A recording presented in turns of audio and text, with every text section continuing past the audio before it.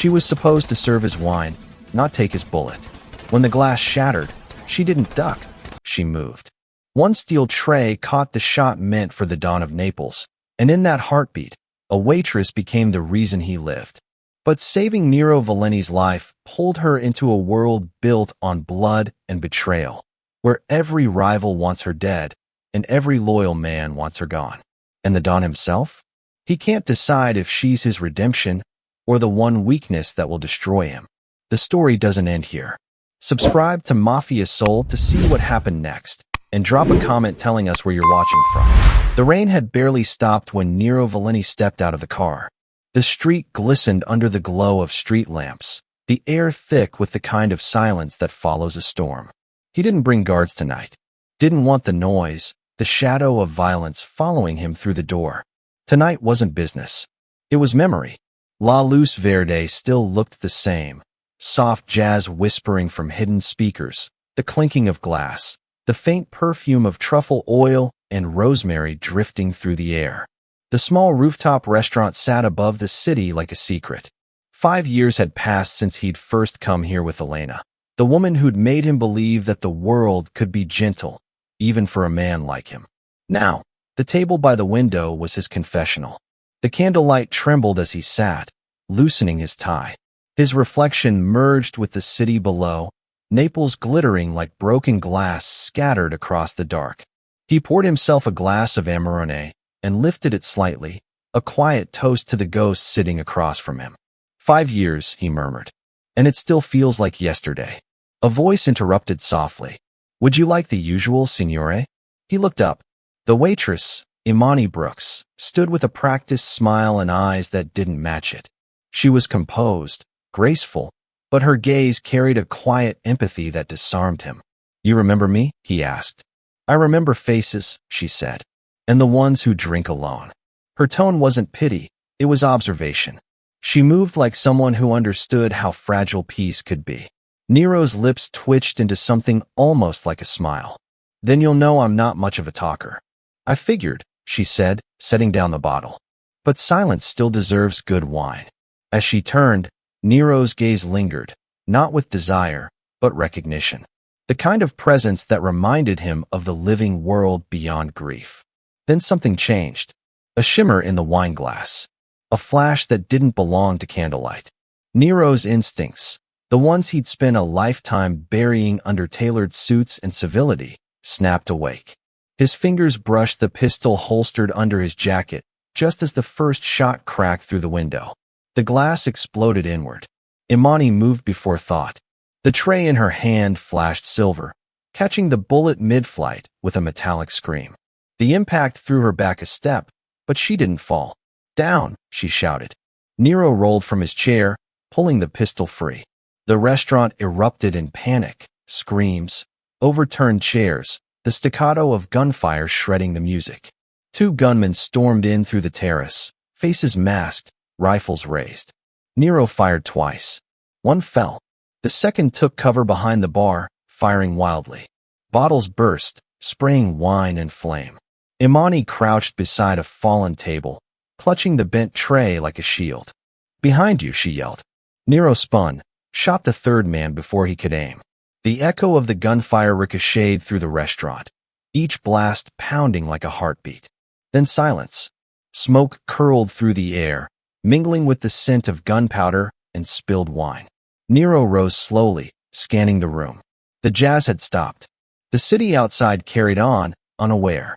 Imani was on the ground, hand pressed to her side where blood seeped through white fabric.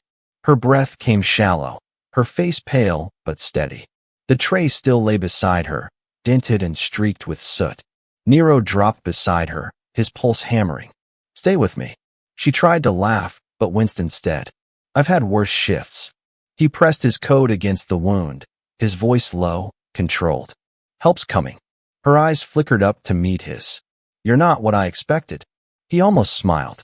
Neither are you. Outside, sirens began to rise, distant but closing fast. The candle beside their table still burned, its flame trembling in the draft. Nero looked at it, then at her, at the woman who'd stepped between him and death without hesitation.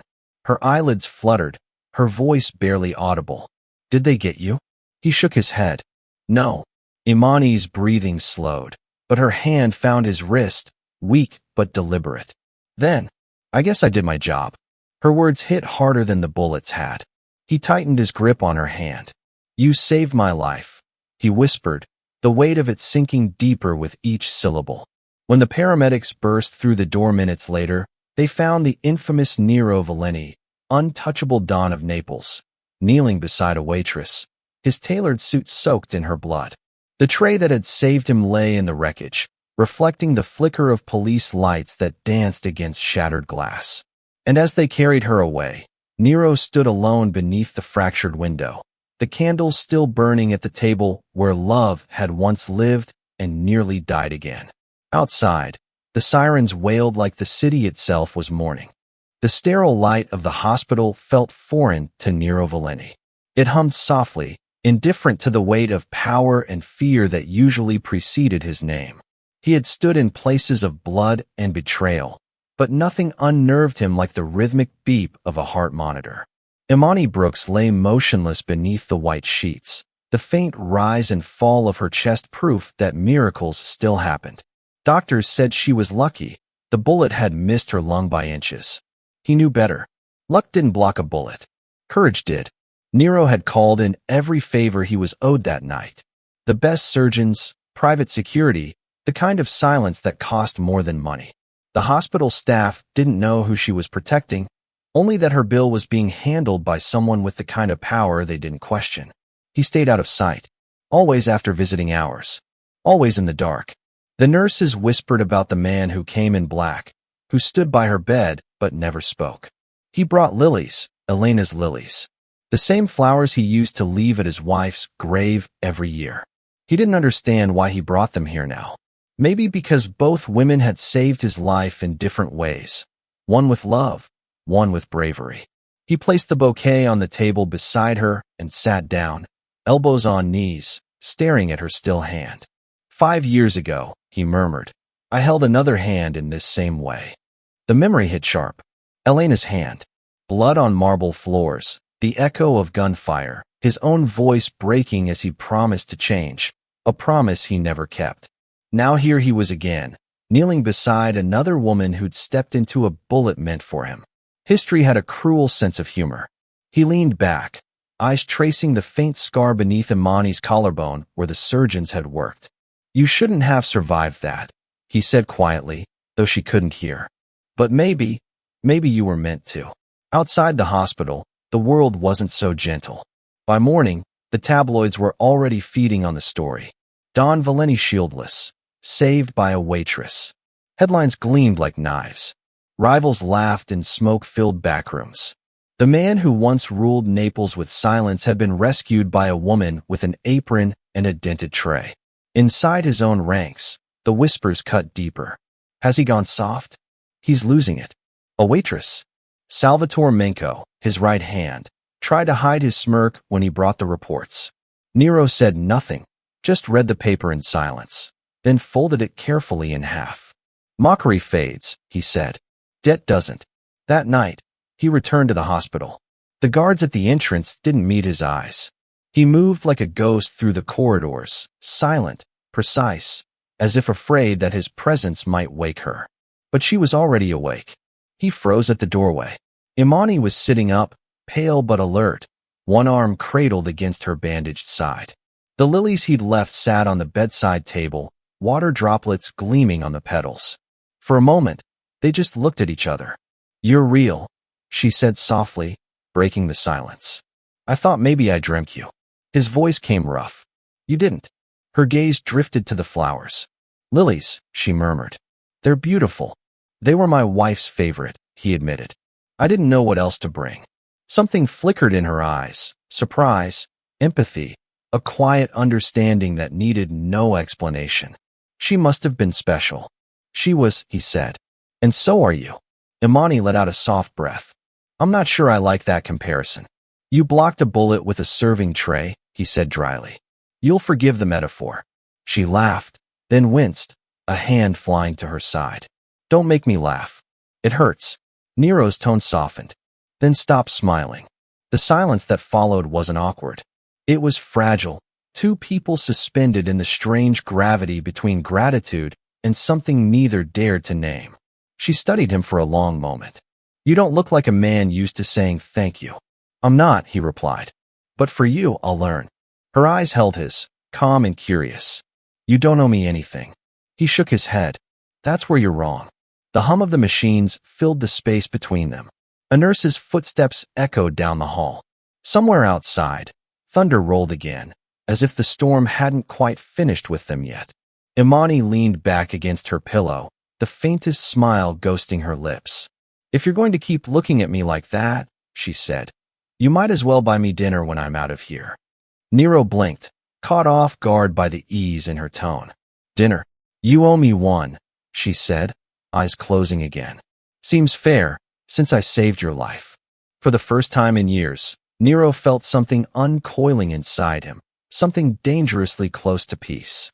He looked at her, at the lilies, at the faint pulse in her wrist, and whispered almost to himself, "Yeah, dinner sounds fair."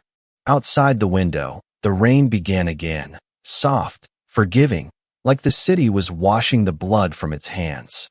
The restaurant he chose wasn't La Luz Verde. He couldn't bring himself back there yet. Not after the blood, the glass, the sound of Imani's body hitting the floor. This place was smaller, tucked into a quiet Naples alley, its walls lined with fading photographs and mismatched candles. It was the kind of place where no one asked questions, where a man like Nero Valenti could pretend to be just another face among the living. He arrived early. Old habit, control, precision. But when Imani Brooks walked in, wearing a simple dress, her bandages gone but the faint stiffness in her posture betraying what she'd survived, he forgot every rule he'd ever made. She smiled, tentative but real. "You're early." "I don't like surprises," he said, rising to pull out her chair. "Funny," she replied. "You seem to attract them." For a moment, silence hung between them, filled by the clink of cutlery and the low murmur of other diners. When the waiter came, Nero waved off the menu. 2 plates of whatever the chef recommends. Imani arched an eyebrow. "You're trusting someone else to decide for you?" He poured her wine, the ghost of a smile crossing his face. "Tonight, I'm trying something new." They ate slowly, cautiously, as if rediscovering what it meant to be normal. Nero didn't talk about business, and Imani didn't ask. He noticed how her hands trembled when she lifted the glass, the tremor not of weakness, but of someone relearning stillness after chaos. "I looked you up," she said finally, setting down her fork. "I'm sure that was enlightening." "Terrifying, actually," she said. "There's enough rumor attached to your name to fill a library. They make you sound like a myth." He shrugged. "Myth is just truth polished by fear." "And the truth?" He met her gaze, steady and unflinching. "I used to believe power could protect the people I loved. I was wrong." She held his eyes for a long moment, then nodded. "Then we're both people who learned things the hard way." Her voice softened. "Before I came here, I worked with the Red Cross.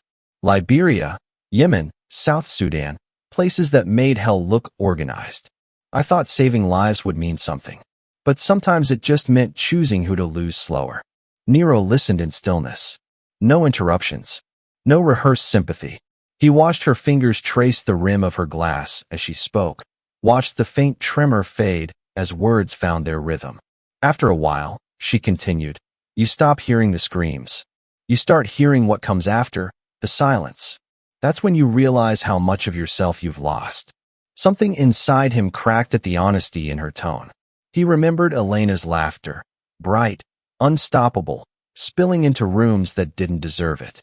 The sound of it had once been his proof that good things could survive in dirty worlds. Imani's courage reminded him of that same light, but harder, forged from pain instead of innocence. "You remind me of someone," he said quietly. "Elena," she guessed. He didn't ask how she knew. She just did. They sat in silence, the past and present blurring like reflections on spilled wine. Outside, rain began again, a soft percussion against the window pane. At another table near the corner, a man lowered his phone, pretending to read the menu. His camera had already captured the image. Nero Valenti, Italy's most feared man, smiling beside a waitress. The photo sent itself in seconds, the flash suppressed, but the betrayal loud enough to echo across the underworld. Imani didn't notice. She was laughing now, genuine, bright, the sound chasing away the ghosts for a heartbeat. Nero found himself watching her instead of his reflection in the glass. For the first time in years, he wasn't thinking about enemies or empires. Just the way her eyes softened when she forgot to be careful. When the check came, she reached for it. My treat. He shook his head. You're still recovering. So are you, she countered. That disarmed him more than any weapon. He walked her outside after dinner. The city smelled of wet stone and sea salt. As her cab pulled away, Nero lingered by the curb, feeling something shift, dangerously close to hope. But hope, in his world, was always the prelude to loss. Back at his villa, his guards were waiting, grim-faced, hesitant. Salvatore Menko stepped forward, phone in hand. Boss, you need to see this. On the screen was the photo, him and Imani, mid-laugh, wine glasses in hand. The caption on the anonymous message read, Seems the Don's found himself another weakness. Nero's face hardened. The warmth of the evening drained away like blood from a wound. He handed the phone back without a word, but inside, something colder than fear settled in. Someone close had betrayed him. And this time, the bullet wasn't meant for him. It was meant for the woman who'd made him forget he was a criminal at all. The air in the Valenti estate felt heavier than usual, thick with suspicion, like a storm trapped inside marble walls. Nero Valenti sat at the head of the long oak table, surrounded by the men who called him boss. Their faces were carved from stone, but their eyes betrayed unease. On the table before him lay the printed photo, grainy, stolen from that quiet dinner where laughter had briefly made him human again. The image now looked like evidence. A weakness. Someone in this room, Nero said, voice low but cutting through the silence like a blade. Fed information to Lucio de Loren. He knew where I'd be that night. He knew I'd be alone. No one spoke. Forks and glasses from breakfast still lingered on the table, untouched. Boss, said Salvatore Menko, shifting uneasily. Lucio's been trying to hit you for years. Maybe he got lucky. Nero's eyes flicked toward him. Calm, cold, surgical. Luck doesn't send assassins through bulletproof windows. Another voice joined. Vito Rinaldi, his consigliere, the one man whose tone always carried too much calm. You're chasing shadows, Nero. Lucio's arrogance doesn't require a mole. He could have guessed. Nero leaned back, studying the men who had built their lives under his rule. Every one of them looked guilty because none of them could afford to look innocent. Someone leaked the location, Nero said again, slower this time, as if testing the sound of the betrayal. Find him, or I will. The meeting dissolved soon after, murmured denials, sidelong glances, loyalty, spoken like prayer. When the last of them filed out, only Vito remained. You're letting this eat at you, Vito said, his voice silky, fatherly. Don't. You survived. She survived. That's what matters. Nero looked up from the table. Survival isn't victory. Maybe not, Vito replied, lighting a cigarette, but it's step one. The next step is making sure they regret leaving you alive. Nero said nothing. His silence was permission, and Vito knew it. Outside the study, rain whispered against the balcony, soft, deceitful, like applause for the devil. That night, Nero stood alone in his office. Lights dimmed, the city stretching beneath him. He replayed the image on his phone. Imani's laughter frozen in time, a trap disguised as tenderness. The world was watching, waiting to strike at what he loved next. He hadn't told her about the leak yet. There was no need. She'd already seen it in his eyes. Imani found him on the balcony an hour later, his suit jacket draped over the railing, sleeves rolled to his elbows, the posture of a man trying to hold his world together with his bare hands. You haven't eaten, she said. Neither have you. She stepped closer, the wind tugging at her hair. You think it was someone close to you? He didn't deny it. Lucio couldn't have known I'd be at La Luz Verde unless someone told him. She hesitated, then asked quietly, Do you know who? He looked out at the rain-slicked rooftops. I know who wants me to think I do. Her hand touched his arm. Light, steady. Then don't let them. Don't lose yourself in revenge. Nero turned to face her. You think I'm capable of losing myself? I think you already did, she said, voice soft but unflinching. Somewhere between your wife's death and tonight, you stopped living for anything but ghosts. Her words landed like confession. He should have been angry. Instead, he felt something close to relief. Someone finally said it. I made peace with my ghosts, he lied.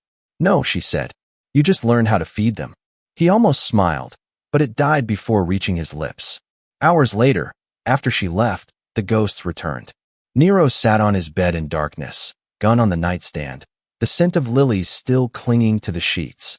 Sleep came in flashes. Elena's face, the light leaving her eyes, the sound of her breath fading under the weight of his promises. The dream shifted. Her face became Imani's. The same fear, the same blood. He woke with a start, sweat cold against his skin. At dawn, Vito returned with news. Our contacts traced Lucio's movement.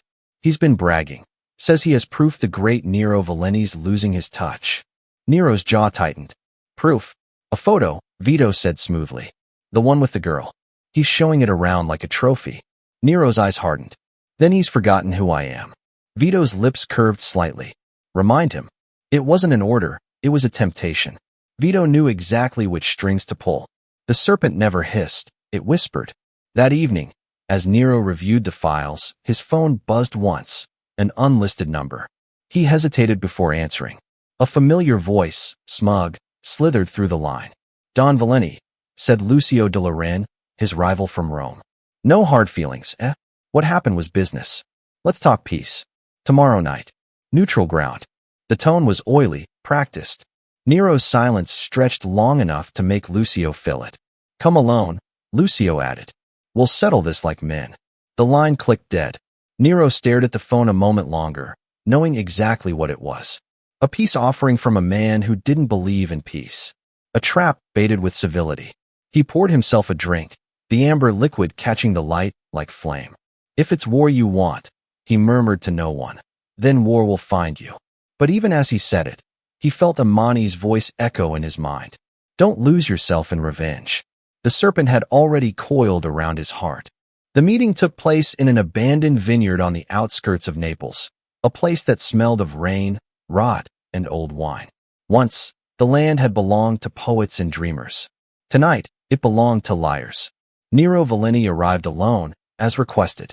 No guards, no convoy, no show of force. The black Alfa Romeo stopped at the foot of the hill, headlights carving through the fog. Above, the half-broken sign still read Tenuta de Loren. It figured, Lucio de Loren always did have a flair for irony. Inside the crumbling stone cellar, the table was already set. 2 glasses of red wine glowed under a single swinging bulb, their reflections trembling in the dust. Lucio leaned back in his chair, grinning, gold rings flashing. You came, Lucio said, voice smooth and venomous. Didn't think you'd risk another dinner after what happened at La Luz Verde. Nero said nothing. He poured the wine into the dirt. Poison doesn't always come in a bottle. Lucio's smile faltered. You wound me. I should, Nero replied, cold and quiet. You sent men into a place that meant something to me. Lucio shrugged. Business, Nero. You know how it is.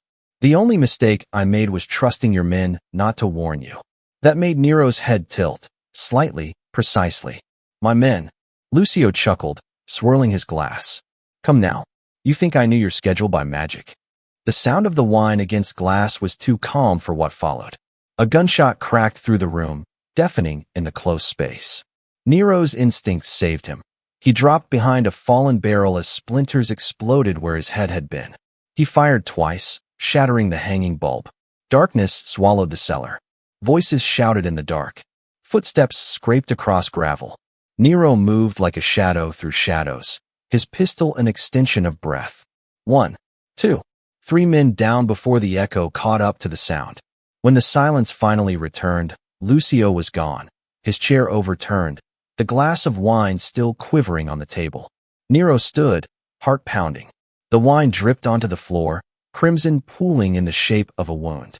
It wasn't peace. It was a warning. By dawn, the truth surfaced like rot beneath marble. Nero's tech chief, Carlo, brought him the decrypted data. Lucio accessed your route logs through an encrypted line, Carlo said, voice tight. One of your own codes was used. Whose? Carlo hesitated. Salvatore Menko's. For a long time, Nero didn't move. The betrayal didn't surprise him. It disappointed him. That was worse. He found Salvatore in the armory, cleaning his gun, pretending not to know what was coming. Tell me it isn't true, Nero said quietly. Salvatore froze. Boss, don't, Nero interrupted. Not here. Not with lies. Salvatore's jaw clenched. Lucio had my brother, Nero. I didn't mean for it to go this far. Nero stared at him, the hurt buried under a layer of exhaustion. And how far was it supposed to go? Salvatore dropped to his knees. He promised he'd let him go. Nero took a step closer, gun hanging at his side. And did he? Tears welled in the man's eyes. No. For a moment, the Don said nothing. The room smelled of oil, metal, and regret. You've served me for 12 years, Nero said. 12 years I thought meant loyalty. It did, Salvatore whispered. Not enough. The gun didn't rise. It stayed by Nero's leg, heavy, silent. Go, Nero said finally. Run while you still have breath. Salvatore's eyes widened. You're sparing me? I'm giving you time, Nero said, stepping away. Time to pray someone else doesn't find you first. When the man was gone, Nero turned to the window. Outside, the rain was falling again, soft, almost merciful. But nothing about the world felt clean. 2 days later, the threat came closer to home. Imani called him from her small apartment, voice taut. Someone's been watching. Same car outside 3 nights in a row. He didn't hesitate. Within an hour, she was in the back seat of his car, the city lights blurring behind them. I can handle myself, she said, tone defiant. You shouldn't have to, he replied. They drove in silence until the coast opened up before them. The villa stood alone by the cliffs, its windows glowing like a promise. This is overkill, she murmured.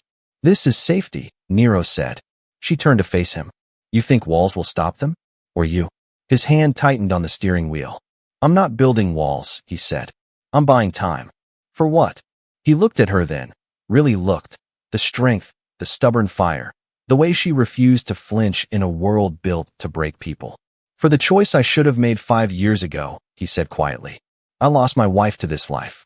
I won't lose you too. Imani's breath caught, the words landing heavier than any promise. The sea wind roared outside, battering the windows like fate demanding to be let in. But for that single night, behind locked doors and guarded silence, Nero allowed himself to believe that maybe, just maybe, he could keep something pure alive in a world that had forgotten how. The sound of rain had become a constant companion in Nero Valenti's world, a reminder of the night everything changed. The night a Trey caught a bullet. The night his past collided with his future. Now, standing in the dim glow of his villa's study, he poured himself a glass of whiskey but didn't drink it. His reflection in the window looked older, heavier, as if each drop of blood he'd spilled had left a shadow on his skin. The hospital's fluorescent hum still haunted him.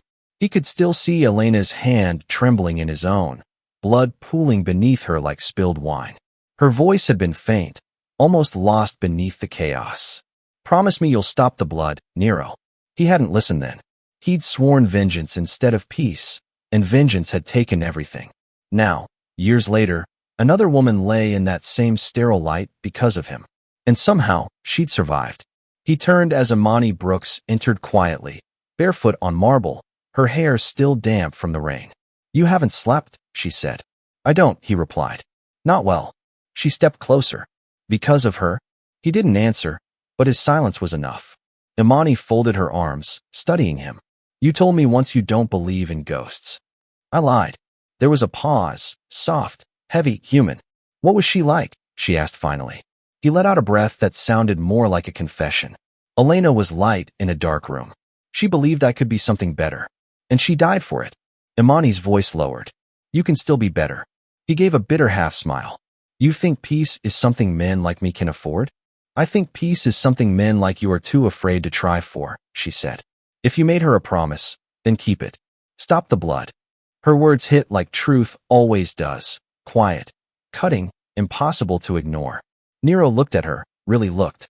The defiance in her eyes wasn't arrogance. It was faith. Something he hadn't felt in a long time. Every time I try to leave, he said, the world reminds me who I am. Then remind it who you could be, she replied. The silence that followed was not distance. It was gravity, the kind that pulls two wounded souls toward the same fragile hope. He reached for her hand. She didn't pull away. For a moment, the world outside disappeared. The rain, the empire, the enemies. It was just two people standing on the edge of something dangerous and real. In the days that followed, Nero began the impossible. He called off the street operations, shut down 3 of his most profitable rackets, and dissolved contracts that had once made him untouchable. The word spread quickly. Don Valenti was softening. Inside the underworld, mercy was mistaken for weakness. His lieutenants protested, their loyalty cracking under the weight of lost profit. Salvatore was gone, but others filled the void, hungry, whispering. "You can't dismantle the foundation and expect the house to stand," warned Vito Rinaldi, lighting his cigar as if he owned the room. "If you give up power, the wolves will eat you alive." Nero met his gaze, unblinking. "Then let them choke on the bones." Vito exhaled a cloud of smoke, the faintest smile curling his lips. "You sound like a man trying to convince himself he still believes in redemption." "Maybe I am," Nero said. "And when the world doesn't forgive you, then I'll forgive myself." For the first time, Vito's eyes flickered, not fear, but calculation. He'd spent years weaving control through Nero's empire like silk through steel. Now, the threads were unraveling faster than he could tie them. At night, Nero and Imani would sit by the balcony overlooking the coast. The city glittered beneath them, unaware of the quiet revolution taking place above its streets. She'd lean against him, her voice soft. "Do you ever think about leaving it all behind?" "Every day," he said. "Then what stops you?" He turned to her, his expression unreadable. "The people who still want me dead." Imani smiled faintly. "You can't save a kingdom that doesn't want peace. But you can save yourself." He brushed his thumb against her knuckles. "You make it sound simple." "It's not," she said. "But it's worth trying." The morning after, the illusion shattered. Nero was in his office when Carlo, his tech chief, burst through the door, pale and breathless. "Boss, there's been a shooting." "Where?" "Rome. Lucio de Loren." Nero's pulse slowed. "He's dead." Carlo nodded. 2 bullets to the chest. "Executed." He hesitated, then added, "Police found the gun. It's one of yours, boss. Registered under your security detail. Ballistics are a match." Nero's hand clenched around the edge of the desk. He didn't speak, didn't blink. Carlo continued, voice shaking. "They're saying you ordered it. That you killed him for revenge." Outside, thunder rolled over the sea. Imani appeared at the doorway, reading the tension in his face. "What happened?" Nero turned slowly, the storm reflected in his eyes. "They've framed me," he said. "Who?" He looked past her, out into the horizon darkening with rain. "Someone who wants to make sure peace never comes." Lightning flashed, and for a moment his reflection in the window looked like a man split in 2. Half sinner, half savior, both running out of time. The news spread like wildfire across Naples. Don Nero Valenti under investigation for the murder of Lucio de Loren. The police raided his warehouses, froze accounts, seized shipments that bore his name but not his fingerprints. Inside the underworld, the whispers grew into shouts. "Valenti has fallen. The lion bleeds." For the first time in years, the city dared to imagine him weak. By the 3rd week, the phone calls stopped coming. His capos, men who had once sworn loyalty in blood, vanished into silence. A few fled. A few aligned themselves with rivals. A few stayed too close, pretending loyalty while waiting for the end. The wolves were circling, just as Vito Rinaldi had promised. Nero stood by the window of his study, watching blue police lights flash against the gates below. The storm outside refused to pass. Rain streaked down the glass like fingerprints he couldn't wash away. Behind him, Imani Brooks sat at his desk, sifting through scattered reports. She'd taken it upon herself to read every file, every thread, every coded message. Her calm was steady, almost defiant, the same composure that had saved his life once before. "They're closing in," she said softly. "I know. They'll try to finish what they started." He turned. "Let them." She frowned. "You sound like a man ready to die." Nero crossed the room and poured 2 glasses of wine. "Maybe I'm just tired of hiding." He handed her a glass, the deep red liquid glowing in the low light. It looked too much like blood. "You want peace?" she asked. "Then stop waiting for it. Force them to face you." His gaze sharpened. "You think that's possible?" I think fear only works in the dark, she said. Bring them into the light. Call every man who ever claimed loyalty. Make them look you in the eye. The idea was madness and genius. A slow smile tugged at the corner of his mouth. A reconciliation dinner, he said. One table, one night. At La Luz Verde, Imani added. End it where it began. Nero studied her for a long moment. You'd go back there? She met his stare, unflinching. If they shoot again, I'll be ready this time. Something flickered in his expression. Fear, admiration, both. You shouldn't have to be. Neither should you, she said. By the next day, invitations went out, handwritten, sealed, and delivered by Nero's remaining loyalists. Each one carried the same message. One final meal. No weapons, no guards. Loyalty will be proven in person. The underworld buzzed with disbelief. Some called it a trap. Others called it suicide. But no one ignored it. At sunset, Nero and Imani arrived at La Luz Verde. The restaurant had been repaired since the attack. The shattered windows replaced, the bloodstains scrubbed away. But something about the place still felt haunted. The maitre d', trembling, showed them to the same table. Same wine. Same candlelight. Same view of the bay. The ghosts were punctual. As the guests began to arrive, capos, lieutenants, old allies turned opportunists. The air thickened with tension. Polished shoes squeaked against marble, and the low hum of forced conversation filled the room. Every laugh was too sharp, every gesture too rehearsed. Nero moved among them like a conductor among a band of liars, his expression unreadable. Imani stood near the bar, her gaze sweeping the room with quiet vigilance. At the center table, a single chair remained empty. It faced Nero directly. For the traitor? Imani asked. He nodded once. Every story needs its ghost. The dinner unfolded like a chess game. Toasts were made. Glasses clinked. The wine tasted of tension and unsaid truths. Vito Rinaldi sat at Nero's right, smiling like a serpent in prayer. A bold idea, boss. A show of trust in a world that's forgotten what it means. It's not trust, Nero said quietly, swirling his glass. It's truth. Vito raised his brow. And if the truth kills us all, then at least it won't lie anymore. Across the room, a waiter discreetly slipped a small pistol beneath the white linen of the main table. His hands trembled slightly, his eyes darting toward one man near the door. Salvatore Menco, the ghost Nero had spared, returned uninvited and unannounced. Imani noticed him instantly. Her hand tightened around the edge of the bar. Nero saw it too. His pulse steadied, but his voice never changed when he raised his glass again. To loyalty, he said. The room echoed the word, hollow and rehearsed. To loyalty. The candlelight flickered. Salvatore's shadow moved near the wall. And at the far end of the table, one of Nero's men, loyal, silent, slid a pistol beneath the tablecloth and loaded it with a single, deliberate click. The sound was faint, almost drowned by the rain. But to Nero, it was thunder. He looked across the table at the empty chair. The seat for betrayal. The symbol of everything that had followed him like a curse. For a moment, he imagined Elena sitting there, alive, unafraid, reminding him what peace had once felt like. Then he blinked, and the chair was empty again. The night was far from over. And somewhere in that room, death was already choosing its seat. The rain had stopped, but thunder still rolled somewhere far off, like a warning the sky was too tired to shout.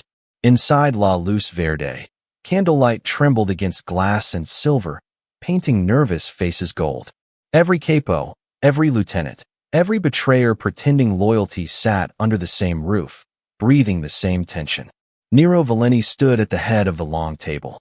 His suit was immaculate, his expression unreadable, but his eyes carried the weight of too many ghosts.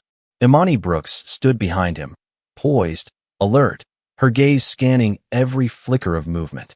The night hummed with memory. The same tablecloth, the same wine, the same corner that had once run red.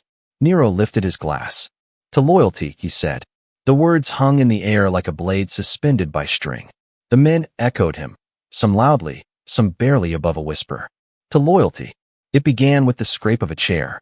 Salvatore Menco shifted near the far end of the table, his right hand dipping beneath the linen. A bead of sweat rolled down his temple. Imani saw it before anyone else. Instinct moved faster than thought.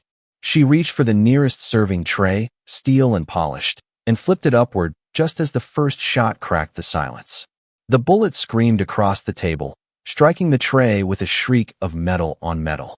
Sparks flew. The ricochet shattered the centerpiece wine bottle, spraying red across white linen. Chaos exploded. Nero dove sideways, drawing his pistol in one fluid motion. The room erupted in shouts and gunfire. Capos scrambled, overturning chairs, some ducking, others returning fire. The orchestra of betrayal played loud and fast, glass, bullets, screams, and vengeance all colliding in the same violent symphony. Imani ducked behind the bar, breathing hard. Another bullet tore through the wall above her head. She reached for the pistol Nero had given her earlier and fired once. Clean, precise. The man who'd aimed at Nero collapsed across the table, his glass shattering beside him. Across the room, Vito Rinaldi crouched low, shouting orders. Take him. Take them both. Nero turned sharply, his gun trained on the voice. The candlelight caught Vito's eyes, and in them, Nero finally saw the truth. You, Nero said, his tone cold enough to silence the room. Vito froze. You've lost your mind. Lucio de Loren. The framing. The snitch in my own house. It was you. Vito's face twisted. You killed my brother in that dockyard raid. You think time erases that? I didn't kill him, Nero said. He killed himself when he chose blood over honor. Vito sneered. Honor? You think the world remembers honor, Nero? You're the last man fighting for ghosts. Nero stepped closer, gun steady. Then tonight, the ghosts eat well. He fired once. The shot tore through Vito's shoulder, spinning him backward into the wine shelves. Bottles cascaded down, shattering into crimson pools. Around them, the fight raged, but something shifted. The loyal men, seeing their Don standing defiant amid the betrayal, turned their guns not outward, but inward, against their own. Minutes stretched into seconds. And then, like the eye of a storm, silence fell. The floor was slick with spilled wine and blood, their scents indistinguishable. Smoke rose from broken candles. Tables lay overturned. The empire that once ruled Naples' shadows now smoldered at Nero's feet. Vito slumped against the bar, bleeding, laughing weakly. You think you've won? Nero walked toward him, each step echoing in the hollow space. No, he said quietly. I think I've ended something. He aimed. Fired. One clean shot. The laughter died. Imani stood a few feet away, chest heaving, her hands shaking. Blood dotted her cheek. Someone else's, maybe her own. Nero crossed to her slowly, lowering his weapon. She met his eyes. It's over, she whispered. He looked around the room, at the bodies, at the ruin, at the ghost of his wife lingering somewhere in the candle smoke, and shook his head. No, he said softly. It's finished. There's a difference. Then the strength left him. His knees hit the floor beside her. Imani dropped with him, catching his face in her hands, their breath mingling amid the smell of gunpowder and roses. Outside, the first sirens began to wail in the distance. Nero's fingers brushed a stray curl from Imani's cheek. History repeats, he murmured, voice breaking. Not this time, she said, pressing her forehead to his. For a moment, the world was still, two survivors kneeling in the ashes of an empire, held together by nothing but the fragile belief that love could outlast violence. Then Nero whispered the only truth left. Loyalty bought in blood is worth nothing. Imani closed her eyes. Then let's build something worth keeping. He pulled her close as the last candle burned down, the flames reflecting in the pools of spilled wine, blood and memory indistinguishable, but the silence finally, mercifully, pure. The sea was calm again. Morning light spilled through the glass walls of Villa Valenti, glinting off marble floors that once echoed with the footsteps of armed men. Now, the air smelled of coffee, paint, and life, the kind that had not existed here for years. Nero Valenti walked slowly through the hallway, his hand intertwined with Imani Brooks's. The bruises had faded, the wounds had healed, but the memories lingered, not as ghosts now, but as reminders of what they had survived. The mansion no longer felt like a mausoleum. It breathed. It laughed. A week ago, workers had begun transforming the West Wing, once a meeting hall for his lieutenants, into something new, an open gallery of light and art. At the entrance, a new plaque gleamed under the morning sun. Casa di Elena. For the art of rebuilding what violence destroys. It was Imani's idea, but Nero had insisted on the name. She deserves to be remembered for what she gave me, he'd said. A reason to stop. Now, the place buzzed softly with the sound of creation, restorers brushing color back into damaged canvases, young apprentices learning to fix what others had broken. Imani guided him through the rooms, her eyes alive with quiet pride. They say the old pieces carry the scent of their past, she murmured. You can feel it in the paint. The grief, the love. He watched her, smiling faintly. Then maybe that's why I feel both every time I walk in here. She turned to him, hand brushing his sleeve. You kept your promise, Nero. His voice softened. Not yet, but I'm learning how. The newspapers had been merciless at first. The dawn goes domestic. Blood turned to gold. But slowly, skepticism turned into fascination. Photos of the new foundation filled headlines. From crime to culture, the Valenti redemption. The world was eager to believe that even monsters could choose to build rather than destroy. When the city's mayor cut the ribbon at the opening, he'd shaken Nero's hand with forced courage and said, Naples needs men who can make peace profitable. Nero had only smiled. Peace isn't profitable. It's necessary. The quote made front-page news the next day. That evening, when the last guest had left and the lights dimmed across the villa, Nero found himself standing on the balcony overlooking the bay. The same view he'd once stared at through the fog of regret now shimmered with warmth. Imani appeared beside him, barefoot, a glass of red wine in each hand. You promised me dinner, she said softly, teasing him with the same line that had started everything. He smiled, accepting one glass. 5 years late, but here we are. Worth the wait.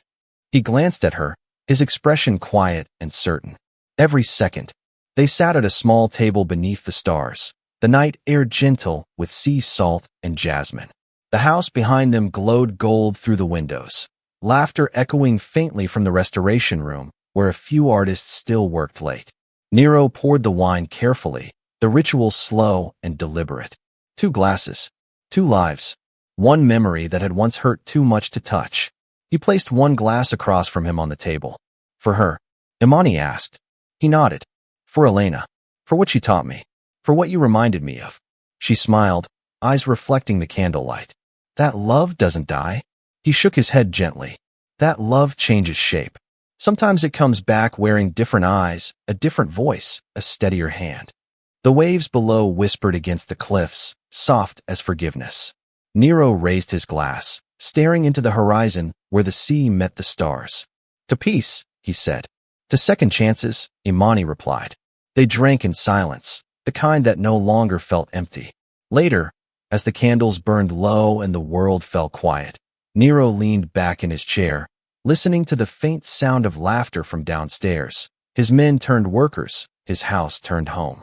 He thought of the empire that had fallen, of the blood he'd spilled, of the promise he had finally kept. And for the first time in years, he didn't feel haunted. He felt human. Imani rested her head against his shoulder.